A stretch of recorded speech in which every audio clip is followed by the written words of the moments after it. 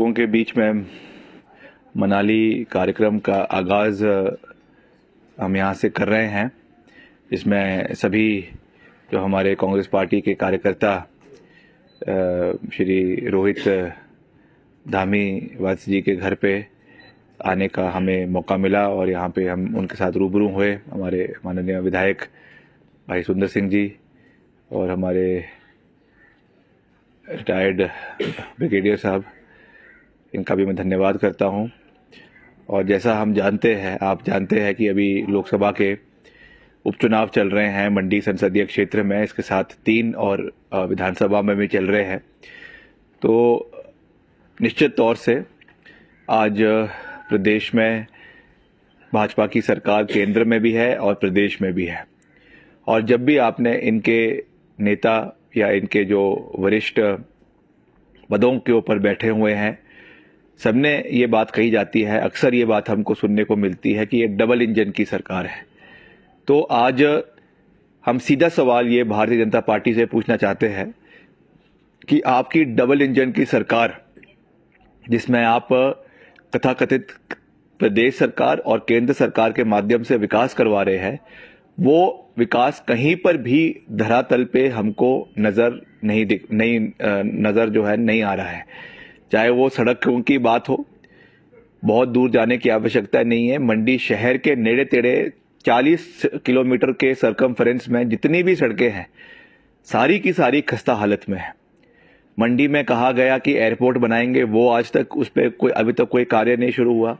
शिवधाम कहा गया कि वो बनाएंगे, उस पर कोई कार्य नहीं शुरू किया गया। और उल्टा चोर कोतवाल को डांटे, आज ये परिस्थिति जो है वो बनी हुई है। आज आप देख रहे हैं कि हमको कह रहे हैं कि आप लोग कर्मचारी विरोधी है।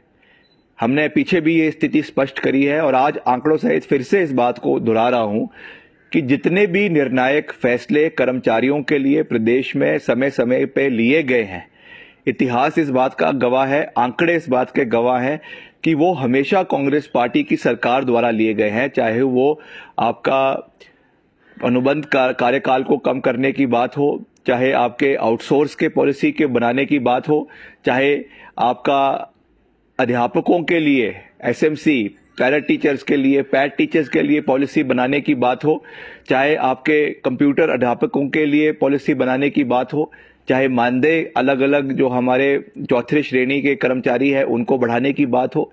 ये तो वो सरकार है जो डीए का लॉलीपॉप देकर वापस उस डीए को कुछ समय के बाद वापस ले लेती है। पंजाब पे कमीशन को अभी तक हिमाचल में लागू करने के लिए मुख्यमंत्री ने विधानसभा के सत्र में इस बात में कहते कहते उस बात से वो रुक गए हैं।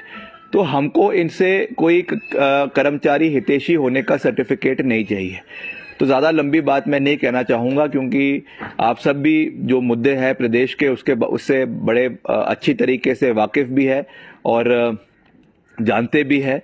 तो जहां तक ये मंडी संसदीय क्षेत्र की बात है, मेरा इतना ही कहना है कि ये आज सरकार और भाजपा इसको व्यक्ति विशेष तक सीमित रखने का प्रयास कर रही है और ये नारा दिया जा रहा है कि मंडी के माननीय मुख्यमंत्री है, इसलिए हमको जो है मंडी संसदीय क्षेत्र से फिर से भाजपा के प्रत्याशी को जिताना है। मगर ये जो धारणा आज ये बनाने की कोशिश कर रहे हैं, ये बिल्कुल गलत है, लोकतांत्रिक प्रणाली के बिल्कुल खिलाफ है। क्योंकि हमें लोकतांत्रिक ढांचे में विधानसभा का अपना दायित्व और अपना महत्व होता है, लोकसभा का अपना दायित्व और अपना महत्व होता है, वैसे ही पंचायती राज संगठनों का अपना दायित्व और अपना महत्व होता है। अभी जो चुनाव हो रहे हैं वो लोकसभा के हो रहे हैं। हम मुख्यमंत्री जी का व्यक्तिगत रूप से मान सम्मान करते हैं, वो प्रदेश के मुख्यमंत्री है और आशा है कि अगले साल तक शायद वही प्रदेश के मुख्यमंत्री रहेंगे।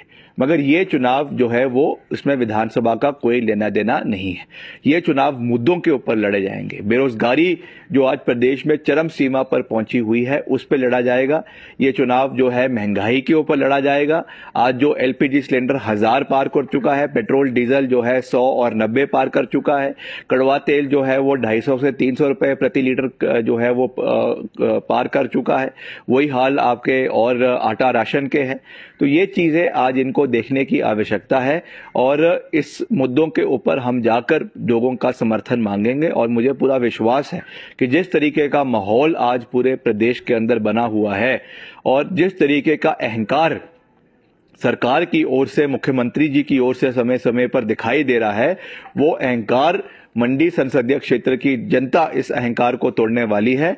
और हमने मुद्दा आधारित राजनीति करते हुए प्रदेश के मुद्दों को, प्रदेश की महिला, कर्मचारी, बेरोजगार युवा, प्रदेश के बुजुर्ग, सबके मुद्दों को आगे रखते हुए ये लड़ाई लड़नी है। और मुझे विश्वास है कि जब पूरे लोगों का और साथ ही साथ देव समाज का पूरा आशीर्वाद हम पे बना रहेगा, हम इस लड़ाई को जीतेंगे, मिलकर जीतेंगे। और आने वाले समय में मंडी संसदीय क्षेत्र की आवाज को पूरी मजबूती के साथ लोकसभा में श्रीमती प्रतिभा सिंह जी रखेगी।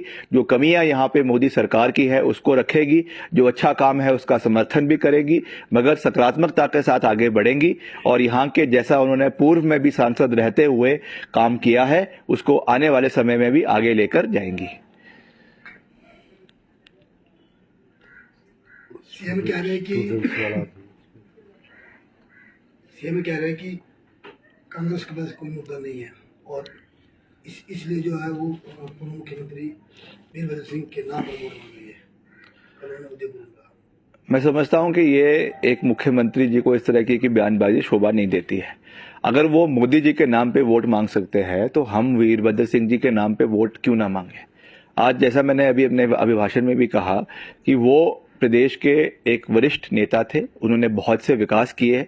आज बेशक वो इस दुनिया में हमारे बीच नहीं हैं, मगर उनके किए हुए कार्य आज भी धरातल पे कोने कोने में हिमाचल प्रदेश के हैं, खास रूप से मंडी संसदीय क्षेत्र में है। और उन विकास कार्यों को लोगों के बीच में लेकर जाएंगे और उस पर समर्थन मांगेंगे। जयराम जी को अच्छा लगे तो अच्छी बात है, उनको अच्छा ना लगे तो उनको जय श्री राम। जिस तरह से जो सीएम जयराम ठाकुर जो जनसभाओं में मंडी हमारी थी और हमारी रहेगी ये बयान दे रहे, क्या कहना चाहेंगे आप इस बयान पर? जो ये बयान मुख्यमंत्री जी द्वारा दिया जा रहा है, जैसा मैंने कहा कि कहीं ना कहीं इसमें अहंकार की बू आ रही है। मंडी ना जयराम जी की है, मंडी ना प्रतिभा सिंह जी की है, मंडी ना पूर्व में वीरभद्र सिंह जी की थी और ना ही पंडित सुखराम जी की थी। मंडी के लोगों की है और कुल्लू के लोगों की है, लाहौल स्पीति के लोगों की है। इसलिए जो मुद्दे हैं आप उस पर बात करें, आप व्यक्ति विशेष की बात ना करें और आप लोगों को जो है मुद्दों से भटकाने की कोशिश ना करें। आज जनता पूछ रही है कि आपका एयरपोर्ट क्यों नहीं बना, आज जनता पूछ रही है कि आपकी सड़कों की दुर्गम हालत क्यों है, आज जनता पूछ रही है कि प्रदेश में 14 लाख बेरोजगार युवा है और मात्र 28,000 नौकरियां आपने पिछले 3 साल के कार्यकाल में दी रही है। आज जनता पूछ रही है कि प्रदेश में बेरोजगारी चरम सीमा पे होने के बावजूद भी आज यूपी, बिहार और उत्तर प्रदेश के युवाओं को हिमाचल में नौकरियां क्यों दी जा रही है। ये सब सवाल जनता जो है वो मुख्यमंत्री जी से पूछ रही है। और एक ऐसी सरकार जिसमें अनुशासनहीनता इसका जो है एक डेफिनेशन बन चुका है। जिस तरीके से आपके कुल्लू में ही एसपी को जो है वो इनकी सीएम सिक्योरिटी थप्पड़ मारती है, वही गुंडागर्दी जो है वो लाहौल स्पीति में मंत्री के साथ जो है धक्का मुक्की हो रही है। ये सरकार केवल चांटों तक सीमित रह गई है, ये सरकार केवल धक्का मुक्की तक सीमित रह गई है। और अभी पीछे प्रधान पे यहाँ पे अटैक हुआ, उनकी मृत्यु हुई और उसमें भी संदिग्ध उसमें जो है उनकी मृत्यु हुई है। तो ये सब चीज़ें आज इस सरकार की पहचान बनकर रह चुकी है। और वैसे भी जैसा मैंने कहा है, ये सरकार केवल जो है वो पलटू राम सरकार है। इस सरकार ने निर्णय लेती है और रात को उन निर्णयों से पलट जाती है। ठीक है।